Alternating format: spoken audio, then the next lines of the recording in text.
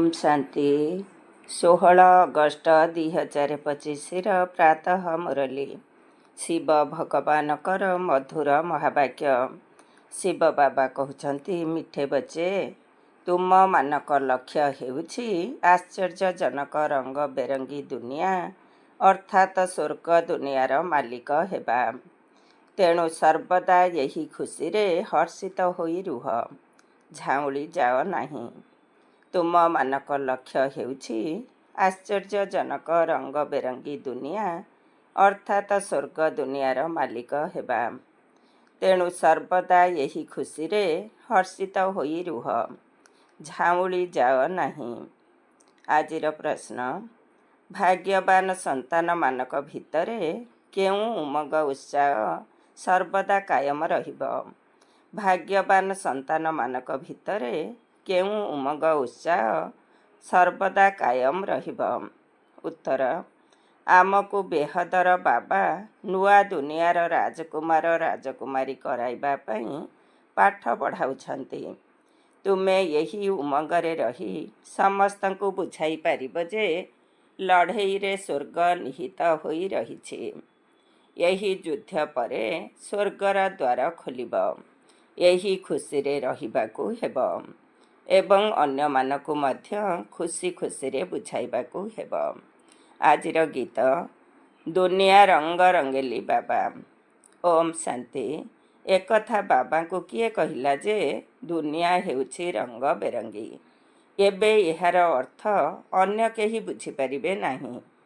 बाबा बुझाउछन्ति यही दुनियार खेल हेउछि रंग रंगीला। कौनसी भी सिनेमा आदि रे बहुत रंग बेरंगी सीन सिनेरी आदि रही थाए ना। यही विशाल दुनिया को केही यथार्थ भावे जानी नाहंती। तुम मानक मध्यरे भी पुरुषार्थर क्रम अनुसार सारा विश्वर आदि मध्य अंतरज्ञान रहिछे।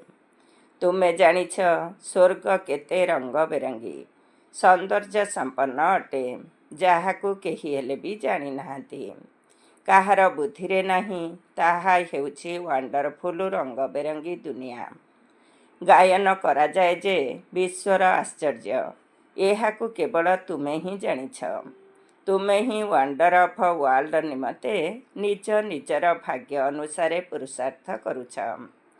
लक्ष्य उद्देश्य तो रहिछि, ताहा हेउछि बड़ आश्चर्यजनक। बहुत रंग बेरंगी दुनिया जेउठी हीरा नीलार महल होइथाए।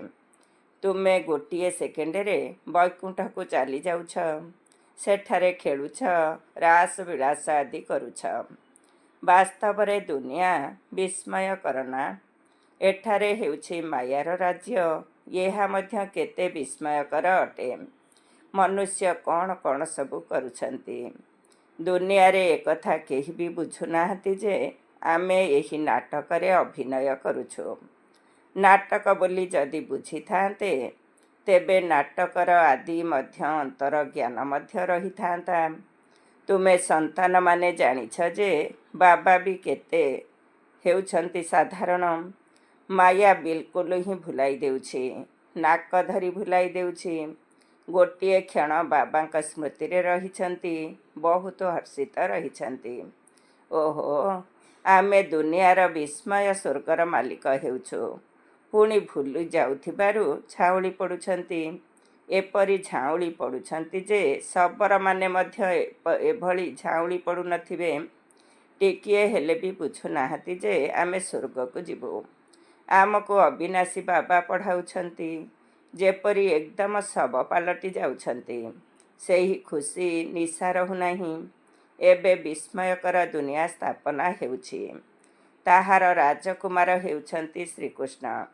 एकथा मध्य तुमे जानिछ। ज्ञान रे जेउमाने हुसियार अटन्ति सेही माने श्रीकृष्ण जन्माष्टमी रे मध्य बुझाउथिबे। श्रीकृष्ण स्वर्गर राजकुमार थिले। सेही सत्ययुग पुणी कुआडे गला?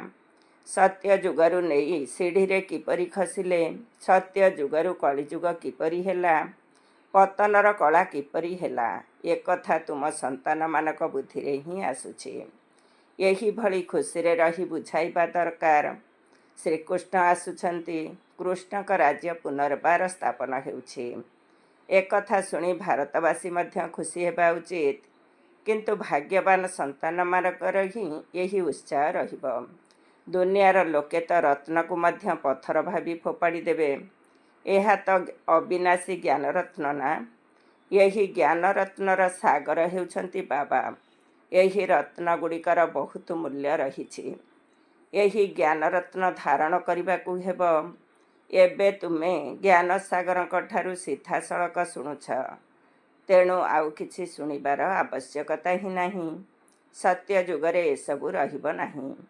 ना सेठारे ओकिलाती ना डाक्तरी आदि हेबार अछि। सेठारे यही ज्ञान ही नहीं। सेठारे तो तुमे प्रारब्ध भोग करिब।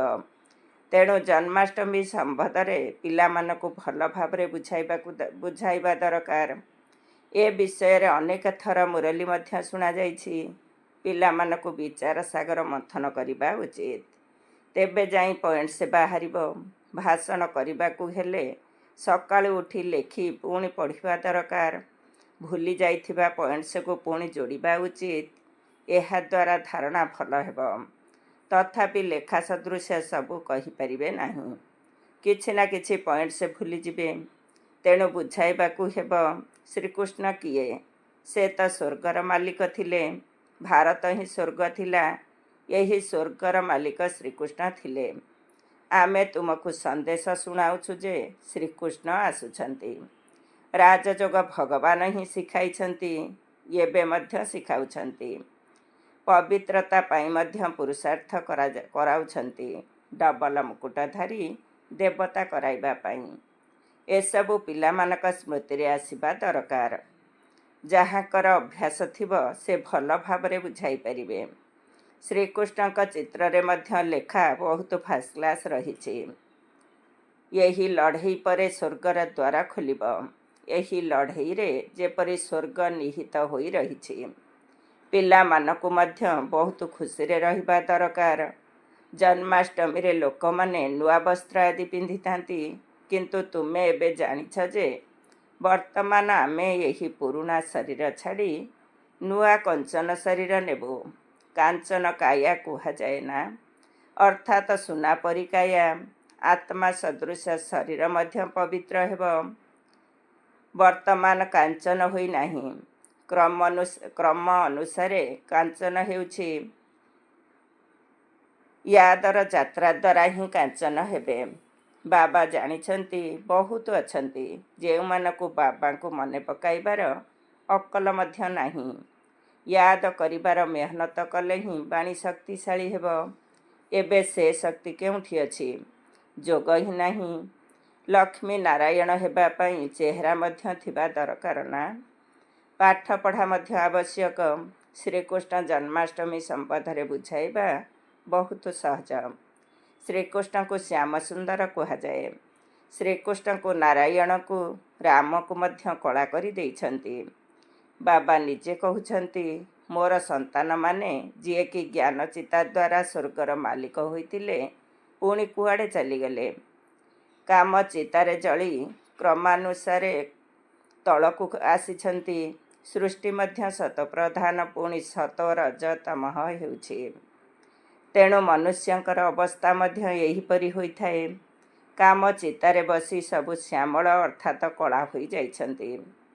एबे मु सुंदर करबाकू आसीछि। आत्मा को सुंदर करा जाए। बाबा प्रत्येकंकर चलनी बुझी जाउछंती। मनसा बाचा कर्मणा किपरि चालुछंती। किपरि कर्म करुछंती सेथिरु सब किछि जଣା पड़ी जाउछि। पिला मानक चलनी तो बहुत सुंदर हेबा दरकार। मुखरु सर्वदा ज्ञान रत्न बाहरिबा उचित। श्रीकृष्ण जयंती संबंधरे बुझाइबा बहुत भल। श्याम एवं सुंदर विषय वस्तु रहिबा दरकार। श्रीकृष्ण का सदृश नारायण को भी कला करिछंती। तेणु राधा को भी कला काहेकि करुनाहांती। कला पत्थरर शिवलिंग मध्य रखुछंती। वास्तव रे से कौन होइथांती कि? शिव बाबा हेउछंती किए आउ तांको किभଳି रूप देई निर्माण करुछंती। यही कथा को तुमे ही जानिछ। कला काहेकि करुछंती तुमे यही विषय रे बुझाई परिब। ଏବେ ଦେଖିବା ପିଲାମାନେ କ'ଣ ସେବା କରୁଛନ୍ତି।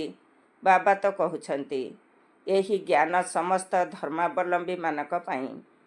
ସେମାନଙ୍କୁ ମଧ୍ୟ କହିବାକୁ ହେବ ଯେ ବାବା କହୁଛନ୍ତି ମୋତେ ମନେ ପକାଇଲେ ତୁମର ଜନ୍ମ ଜନ୍ମାନ୍ତରର ପାପ କଟିଯିବ। ପବିତ୍ର ହେବାକୁ ପଡ଼ିବ। କାହାକୁ ବି ତୁମେ ରାକ୍ଷୀ ବାନ୍ଧିପାରିବ। ୟୁରୋପବାସୀମାନଙ୍କୁ ମଧ୍ୟ ରାକ୍ଷୀ ବାନ୍ଧିପାରିବ। ଯେ କେହି ହୁଅନ୍ତୁ ତାଙ୍କୁ କହିବାକୁ ହେବ ଭଗବାନ ଉବାଚ। ନିଶ୍ଚୟ କୌଣସି ଶରୀର ଦ୍ୱାରା ତ କହିବେ ନା। କହୁଛନ୍ତି ମୋତେ ମନେ ପକାଅ। ଦେହର ସବୁ ଧର୍ମକୁ ଛାଡ଼ି ନିଜକୁ ଆତ୍ମା ବୋଲି ଭାବ। ବାବା କେତେ ବୁଝାଉଛନ୍ତି, ତଥାପି ଯଦି ନ ବୁଝିଲେ ତେବେ ବାବା ବୁଝିଯାଆନ୍ତି ଯେ ଏହାଙ୍କ ଭାଗ୍ୟରେ ନାହିଁ। ତୁମେ ତ ଏକଥା ବୁଝୁଛ ଯେ ଶିବ ବାବା ପଢ଼ାଉଛନ୍ତି। ରଥ ବିନା ତ ପଢ଼ାଇ ପାରିବେ ନାହିଁ। ଇସାରା ଦେଇଦେବା ହିଁ ଯଥେଷ୍ଟ। କେତେକ ସନ୍ତାନଙ୍କର ବୁଝାଇବାର ଅଭ୍ୟାସ ବହୁତ ଭଲ ରହିଛି। ବାବା ମମାଙ୍କ ନିମନ୍ତେ ତ ଜାଣୁଛ ଯେ ଇଏ ଉଚ୍ଚପଦ ପାଇବେ। ମମା ମଧ୍ୟ ବହୁତ ସେବା ତ କରୁଥିଲେ ନା। ଏହି କଥାକୁ ମଧ୍ୟ ବୁଝାଇବାକୁ ପଡ଼ୁଛି। ମାୟାର ମଧ୍ୟ ଅନେକ ପ୍ରକାର ରୂପ ରହିଛି। ଅନେକ କହୁଛନ୍ତି ଆମ ଶରୀରରେ ମମା ଆସୁଛନ୍ତି, ଶିବ ବାବା ଆସୁଛନ୍ତି, କିନ୍ତୁ ନୂଆ ନୂଆ ପଏଣ୍ଟସ୍ ତ ନିର୍ଦ୍ଦିଷ୍ଟ ଶରୀର ବ୍ରହ୍ମା ବାବାଙ୍କ ଦ୍ୱାରା ହିଁ ଶୁଣାଇବେ ନା ଅନ୍ୟ କାହା ଦ୍ୱାରା ଶୁଣାଇବେ? ଏକଥା ତ ହୋଇପାରିବ ନାହିଁ। ଏମିତିରେ ତ କନ୍ୟାମାନେ ନିଜସ୍ୱ ବହୁତ ପ୍ରକାରର ପଏଣ୍ଟସ୍ ଶୁଣାଉଛନ୍ତି।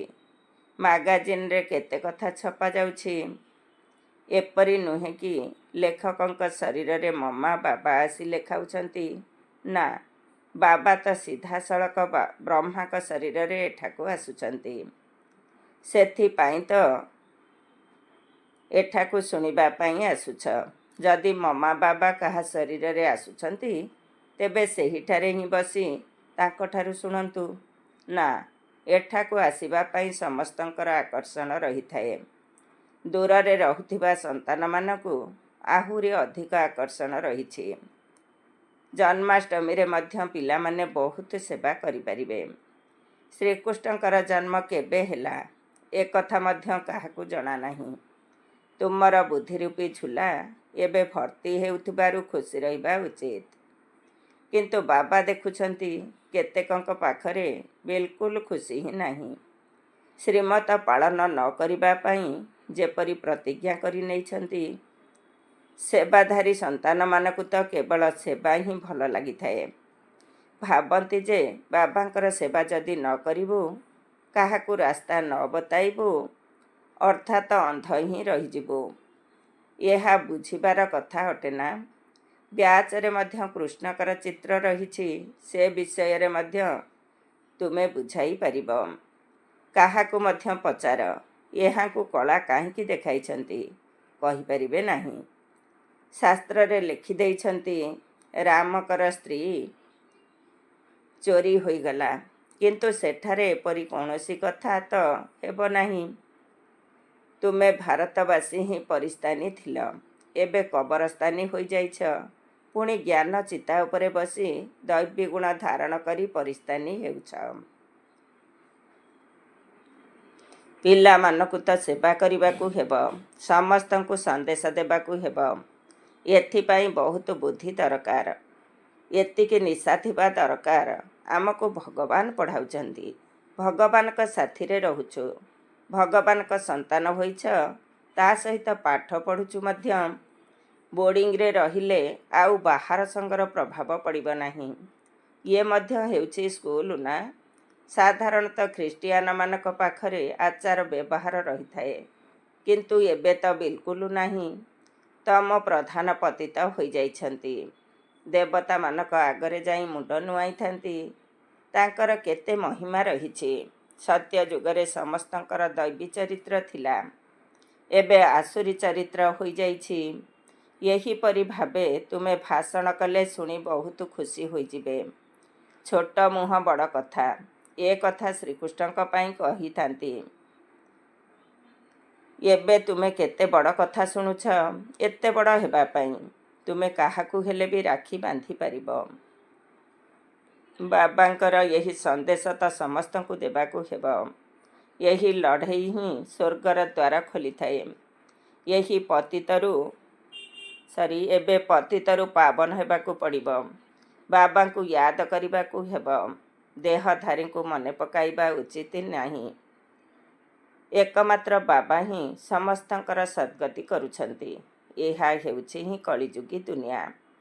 ତୁମ ପିଲାମାନଙ୍କ ବୁଦ୍ଧିରେ ମଧ୍ୟ ପୁରୁଷାର୍ଥର କ୍ରମ ଅନୁସାରେ ଧାରଣ ହେଉଛି। ସ୍କୁଲରେ ମଧ୍ୟ ବୃତ୍ତି ନେବା ପାଇଁ ବହୁତ ମେହନତ କରିଥାନ୍ତି। ଏଠାରେ ମଧ୍ୟ କେତେ ବଡ଼ ବୃତ୍ତି ମିଳୁଛି। ସେବା ବହୁତ ରହିଛି। ମାତାମାନେ ମଧ୍ୟ ବହୁତ ସେବା କରିପାରିବେ। ଚିତ୍ର ମଧ୍ୟ ନିଜ ପାଖରେ ସମସ୍ତେ ରଖ।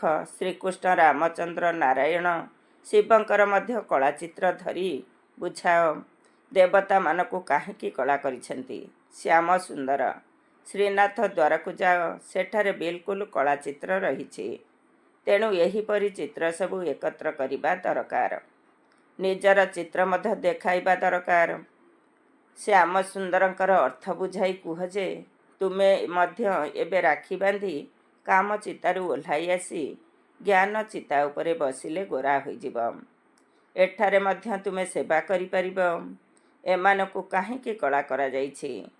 ଏହା ଉପରେ ଭଲ ଭାବରେ ଭାଷଣ କରିପାରିବ। ଶିବଲିଙ୍ଗକୁ ମଧ୍ୟ କାହିଁକି କଳା କରିଦେଇଛନ୍ତି? ସୁନ୍ଦର ଏବଂ ଶ୍ୟାମ କାହିଁକି କହୁଛନ୍ତି? ଆମେ ବୁଝାଇବୁ। ଏଥିରେ କେହି ନାରାଜ ହେବେ ନାହିଁ। ସେବା ତ ବହୁତ ସହଜ। ବାବା ତ ବୁଝାଇ ଚାଲିଛନ୍ତି। ପିଲାମାନେ, ଭଲ ଗୁଣ ଧାରଣ କରି କୁଳର ନାମ ପ୍ରସିଦ୍ଧ କର। ତୁମେ ଜାଣିଛ, ଏବେ ଆମେ ହେଉଛୁ ଉଚ୍ଚରୁ ଉଚ୍ଚ ବ୍ରାହ୍ମଣ କୁଳର। ପୁଣି ରାକ୍ଷୀ ବନ୍ଧନର ଅର୍ଥ ତୁମେ କାହାକୁ ହେଲେ ବି ବୁଝାଇ ପାରିବ। ବେଶ୍ୟାମାନଙ୍କୁ ମଧ୍ୟ ବୁଝାଇ ରାକ୍ଷୀ ବାନ୍ଧି ପାରିବ। ଚିତ୍ର ମଧ୍ୟ ସାଥିରେ ରହିବା ଉଚିତ। ବାବା କହୁଛନ୍ତି ମାମେକମ୍ ୟାଦ କର। ଏହି ନିର୍ଦ୍ଦେଶ ମାନିବା ଦ୍ୱାରା ତୁମେ ଗୋରା ହୋଇଯିବ। ବହୁତ ଯୁକ୍ତି ସବୁ ରହିଛି। କେହି ମଧ୍ୟ ବିରକ୍ତ ହେବେ ନାହିଁ। ବାବାଙ୍କ ବ୍ୟତୀତ କୌଣସି ମନୁଷ୍ୟ କାହାର ସଦ୍ଗତି କରିପାରିବେ ନାହିଁ। ରାକ୍ଷୀ ବନ୍ଧନର ଦିନ ନ ହୋଇଥିଲେ ମଧ୍ୟ କୌଣସି ଦିନ ବି ରାକ୍ଷୀ ବାନ୍ଧିପାରିବ। ଏହାର ଅର୍ଥ ତ ବୁଝିବା ଦରକାର। ଯେବେ ଚାହିଁବ ସେବେ ରାକ୍ଷୀ ବାନ୍ଧିପାରିବ। ଏହା ହିଁ ତୁମର ଧନ୍ଦା। କୁହ, ବାବାଙ୍କ ପାଖରେ ପ୍ରତିଜ୍ଞା କର। ବାବା କହୁଛନ୍ତି ମୋତେ ମନେ ପକାଇଲେ ପବିତ୍ର ହୋଇଯିବ। ମସଜିଦକୁ ଯାଇ ମଧ୍ୟ ତୁମେ ବୁଝାଇ ପାରିବ, ଆମେ ରାକ୍ଷୀ ବାନ୍ଧିବା ପାଇଁ ଆସିଛୁ। ଏହି କଥା ବୁଝିବାର ହକ ତୁମର ମଧ୍ୟ ରହିଛି। ବାବା କହୁଛନ୍ତି ମୋତେ ମନେ ପକାଇଲେ ତ ପାପ କଟିଯିବ। ପବିତ୍ର ହୋଇ ପବିତ୍ର ଦୁନିଆର ମାଲିକ ହୋଇଯିବ। ଏହା ପତିତ ଦୁନିଆ ନା? ସତ୍ୟଯୁଗ ଥିଲା ନିଶ୍ଚୟ। ଏବେ କଳିଯୁଗ ହୋଇଯାଇଛି। ତୁମେ କ'ଣ ସତ୍ୟଯୁଗରେ ଭଗବାନଙ୍କ ପାଖକୁ ଯିବ ନାହିଁ? ଏହିପରି ଶୁଣାଇଲେ ତୁରନ୍ତ ଆସି ପାଦ ତଳେ ପଡ଼ିଯିବେ। ଆଚ୍ଛା, ମିଠା ମିଠା ଶିଖିଲ ଧେ ସନ୍ତାନମାନଙ୍କ ପ୍ରତି ମାତା ପିତା ବାପ ଦାଦାଙ୍କର ମଧୁର ସ୍ନେହସମ୍ପନ୍ନ ଶୁଭେଚ୍ଛା ଏବଂ ସୁପ୍ରଭାତ। ଆତ୍ମିକ ପିତାଙ୍କର ଆତ୍ମିକ ସନ୍ତାନମାନଙ୍କୁ ନମସ୍ତେ। ଆମ ଆତ୍ମିକ ସନ୍ତାନମାନଙ୍କର ଆତ୍ମିକ ମାତା ପିତା ବାପ ଦାଦାଙ୍କୁ ନମସ୍ତେ ନମସ୍ତେ, ସୁପ୍ରଭାତ। ଧାରଣା ପାଇଁ ମୁଖ୍ୟ ସାର।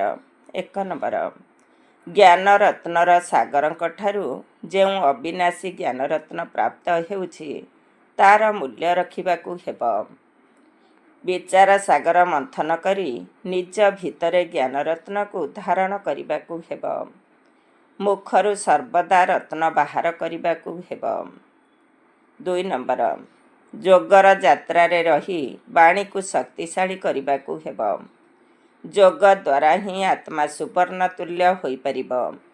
ସେଥିପାଇଁ ଯୋଗ କରିବାର ବିଧି ଶିଖିବାକୁ ହେବ। ଆଜିର ବରଦାନ, ମୋର ପଣିଆର ସୂକ୍ଷ୍ମ ସ୍ୱରୂପର ମଧ୍ୟ ତ୍ୟାଗ କରି ସଦା ନିର୍ଭୟ ଚିନ୍ତାମୁକ୍ତ ସମ୍ରାଟ ହୁଅ। ମୋର ପଣିଆର ସୂକ୍ଷ୍ମ ସ୍ୱରୂପର ମଧ୍ୟ ତ୍ୟାଗ କରି ସଦା ନିର୍ଭୟ ଚିନ୍ତାମୁକ୍ତ ସମ୍ରାଟ ହୁଅ। ଡିଟେଲ୍ସ, ଆଜିକାଲିର ଦୁନିଆରେ ଧନ ଅଛି ତ ଭୟ ମଧ୍ୟ ଅଛି। ଯାହା ପାଖରେ ଯେତେ ଧନ ଅଛି ସେ ସେତିକି ଭୟଭୀତ ଅବସ୍ଥାରେ ରହି ଖାଉଛନ୍ତି, ଶୋଉଛନ୍ତି ଏବଂ ଭୟରେ ହିଁ ସବୁକିଛି କରୁଛନ୍ତି। ଯେଉଁଠି ମୋର ପଣିଆ ରହିଛି ସେଠାରେ ଭୟ ନିଶ୍ଚିତ ରହିବ। ଯଦି କୌଣସି ସୁନାର ହରିଣ ମଧ୍ୟ ଯଦି ମୋର ହେଲା ତେବେ ଭୟ ନିଶ୍ଚିତ ରହିବ। କିନ୍ତୁ ଯଦି କେବଳ ଏକମାତ୍ର ଶିବ ବାବା ମୋର ଅଟନ୍ତି ତେବେ ନିର୍ଭୟ ହୋଇଯିବ। ତେଣୁ ସୂକ୍ଷ୍ମ ରୂପରେ ମଧ୍ୟ ମୋରକୁ ଚେକ୍ କରି ତାକୁ ତ୍ୟାଗ କର। ତାହା ହେଲେ ନିର୍ଭୟ ତଥା ଚିନ୍ତାମୁକ୍ତ ସମ୍ରାଟ ହେବାର ବରଦାନ ମିଳିଯିବ। ଆଜିର ସ୍ଲୋଗାନ, ଯଦି ଅନ୍ୟମାନଙ୍କର ବିଚାରକୁ ସମ୍ମାନ ଦେବ ତେବେ ତୁମକୁ ସ୍ୱତଃ ହିଁ ସମ୍ମାନ ପ୍ରାପ୍ତ ହେବ। ଯଦି ଅନ୍ୟମାନଙ୍କର ବିଚାରକୁ ସମ୍ମାନ ଦେବ ତେବେ ତୁମକୁ ସ୍ୱତଃ ହିଁ ସମ୍ମାନ ପ୍ରାପ୍ତ ହେବ। ଓମ୍ ଶାନ୍ତି। ଆଜିର ଅବ୍ୟକ୍ତ ଇଶାରେ, ଯଦି ସହଜ ଯୋଗୀ ହେବାକୁ ଚାହୁଁଛ ତେବେ ପରମାତ୍ମା ସ୍ନେହର ଅନୁଭବୀ ହୁଅ। ଗୋଟିଏ ପଟେ ବେହଦର ବୈରାଗ୍ୟ ରହୁ, ଅନ୍ୟପଟେ ବ୍ରହ୍ମା ବାବାଙ୍କ ଭଳି ବାବାଙ୍କ ସ୍ନେହରେ ସର୍ବଦା ବୁଡ଼ି ରୁହ। ଗୋଟିଏ ସେକେଣ୍ଡ ପାଇଁ ଏବଂ ଗୋଟିଏ ସଂକଳ୍ପରେ ମଧ୍ୟ ଏହି ଲଭ୍ଲିନି ଅବସ୍ଥାରୁ ତଳକୁ ଆସ ନାହିଁ। ତେବେ ଏହିଭଳି ଲଭ୍ଲିନି ରହୁଥିବା ପିଲାମାନଙ୍କର ସଂଗଠନ ହିଁ ବାବାଙ୍କୁ ପ୍ରତ୍ୟକ୍ଷ କରିବ। ତେଣୁ ତୁମେ ନିମିତ୍ତ ହୋଇଥିବା ଆତ୍ମାମାନେ ନିଜର ପବିତ୍ର ପ୍ରେମ ଏବଂ ନିଜର ପ୍ରାପ୍ତିଗୁଡ଼ିକ ଦ୍ୱାରା ସମସ୍ତଙ୍କୁ ଶ୍ରେଷ୍ଠ ପାଳନା ଦିଅ ଏବଂ ଯୋଗ୍ୟ କର।